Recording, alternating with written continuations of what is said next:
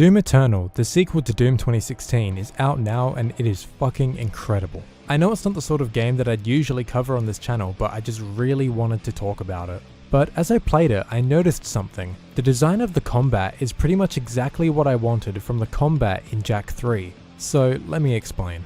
But first, let's take a step back. Doom 2016 was an awesome game, no doubt about it, it is terrific. But the game isn't very complex.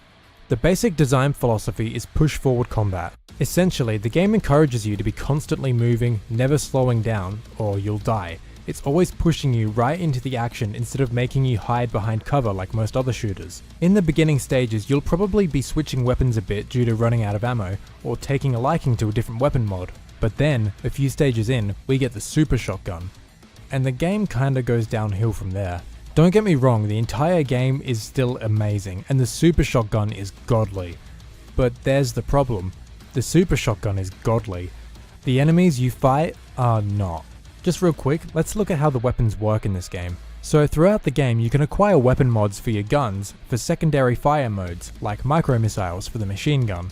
All of these mods can be upgraded with weapon points and then mastered by completing specific challenges, which fully upgrades that mod and makes it a lot better. This was a great addition in my opinion. I really liked working towards these weapon masteries as I played. But with the super shotgun you can't get any weapon mods for it, but you can still purchase upgrades and master it. And once you master it, the game is kinda broken. The mastery for the super shotgun allows you to fire twice before reloading, and considering how powerful the super shotgun is, this is pretty broken. A lot of players, myself included, solely used this gun for pretty much the rest of the campaign once it was mastered. There would be no weapon switching, no incentive to approach combat in a different way. It would just be the same strategy, super shotgun until the end. And that's fine, the game is still a heap of fun. Hell, Doom 2 was a bit like this as well. That game's super shotgun was really OP. But when you have this entire arsenal of awesome weapons and the best strategy is to just use one, it's a bit disappointing. I ended up finishing this game on Nightmare mode, the hardest difficulty aside from Ultra Nightmare, which is the 1 life mode. And I was weapon switching a bit, but the super shotgun was still the best strategy most of the time. I tried playing through the game switching weapons a lot and trying to make the combat more complex for myself, but it wasn't enough. Contrast that to Jak II. The dominant strategy, even though I don't think it works very well, was to jump and spin with the blaster, sending shots in all directions, just hoping the shots would hit. That's what a lot of people use when playing Jak II, and it's way worse in Jak III with the beam reflexor, but we'll get there, don't you worry. In this comparison, I see Doom 2016 to be like Jak II, a proof of concept that isn't perfect but is still extremely awesome.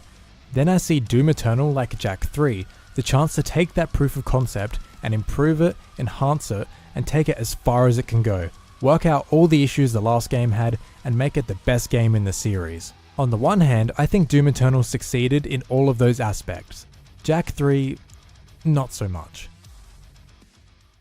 So on the surface, Doom Eternal looks pretty similar to Doom 2016. You shoot demons until they're dead with awesome weapons. And you're right, but there's way more to it than that. Doom Eternal takes the amazing combat from the previous game and really pushes it to the limits by making the player actually think. Pretty much all the Doom games before were mostly about mindlessly shooting demons, which is great, I love every Doom game, yes even that one, but aside from having the skill to dodge enemy attacks and kill them effectively, there wasn't much thought behind the games, it was mostly skill.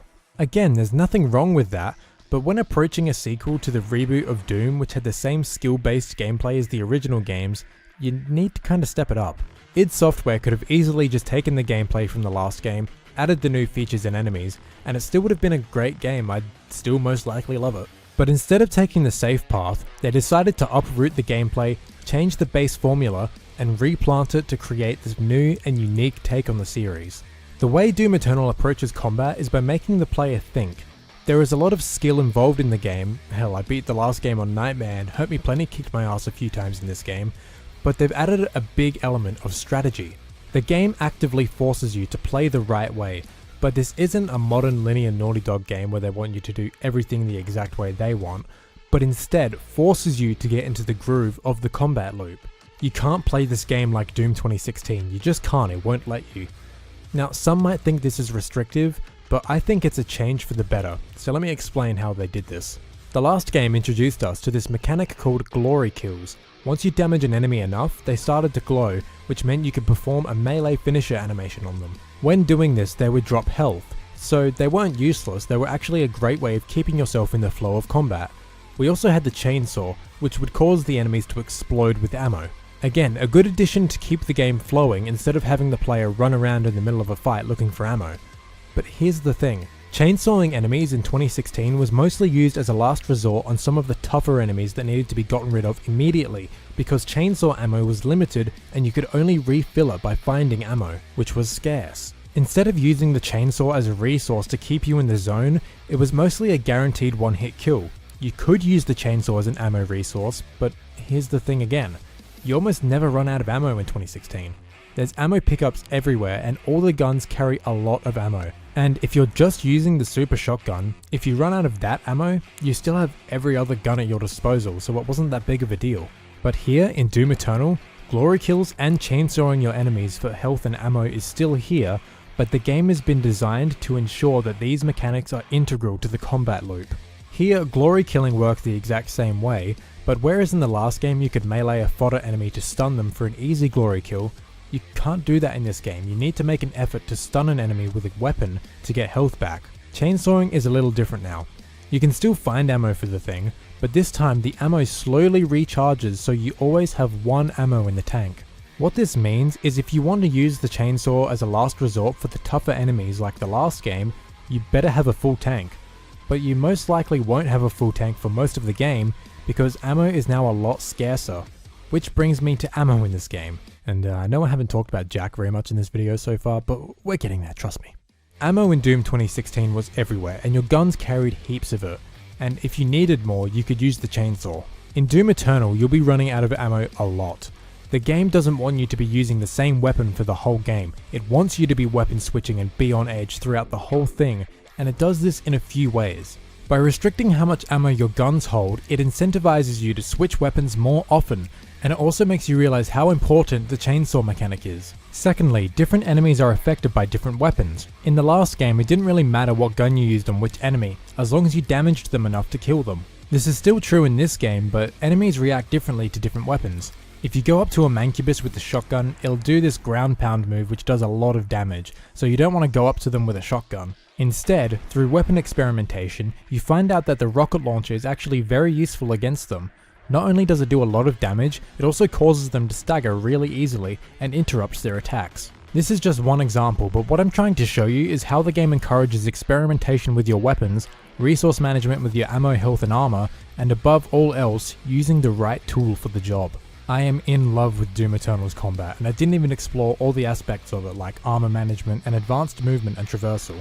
Maybe I'll go more in depth another time. I have been waiting for an action-based game to make me think and react at this caliber for a very long time, and I'm so happy I now have this. But now is when we get a bit negative. Let's compare the combat design of Doom Eternal to Jak II. Despite having the most amount of guns and enemy types in the series, Jak III's combat never once encourages you to do anything other than jump, spin, and fire the beam reflexor. If not that, then the needle laser. Both these guns absolutely break the game and there is no challenge at all. It is far worse than Jak II's dominant strategy and is absolutely worse than how overpowered the super shotgun is in Doom 2016. I have never played a game with such unbalanced and broken combat and it hurts. Before I go on, I want to say that I adore Jak III. It's obviously one of my favorite games, but it has a lot of problems which I'll probably make a separate video on, but for now I just want to focus on the combat. You might be saying, okay, fair enough, but have you tried playing through the game without using those two weapons? Yeah, I have. Every time I play through this game, I don't use those two weapons or use Light Jack Heal, and the game still isn't very impressive. There are a few instances where it feels like the enemy encounters were designed with this broken combat in mind. Like, here's me trying to get through this room using other weapons. I'm not doing too well.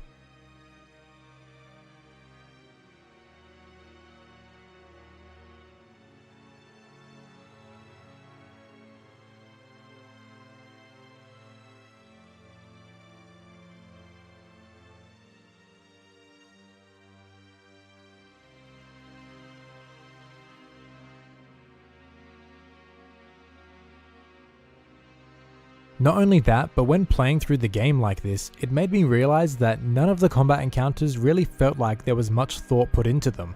It mostly feels like they just made a room and put a bunch of enemies in it. At least in Jak II, we had moments that did encourage weapon switching a bit.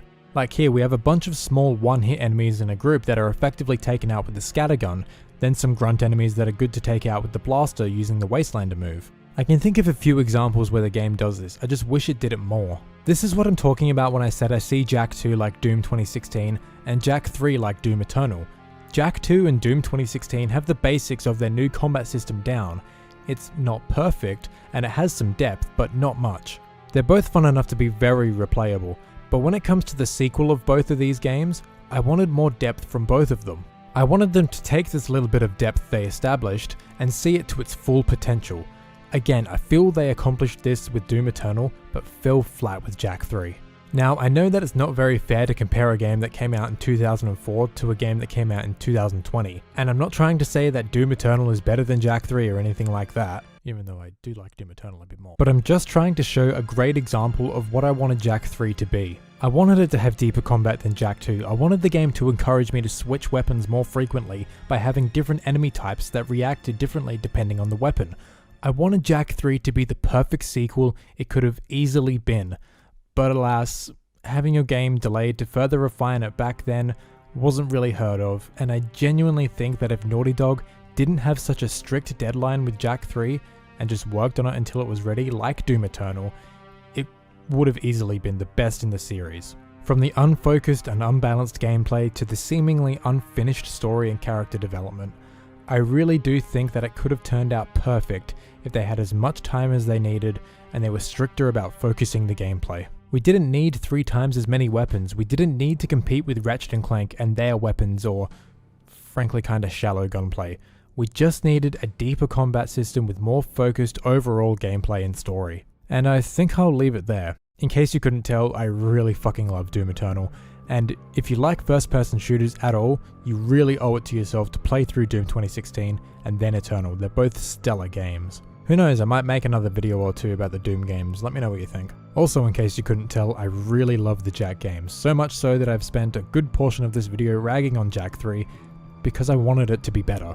That's how much I love it. I've spent many hours thinking about ways that Jak IV could approach combat coming off Jak III, and how to make it deeper and more interesting, and maybe I'll share that in a video one day, who knows. I'll probably be making a video about all the flaws Jak III has and how I would fix them, or just discuss them. It's a topic I'm passionate about. Anyway, thanks for making it this far. If you haven't already, consider subscribing. I want to try and make it to 1,000 subscribers by the end of this year, so any support is greatly appreciated, guys. So thanks for watching, everyone. See you soon.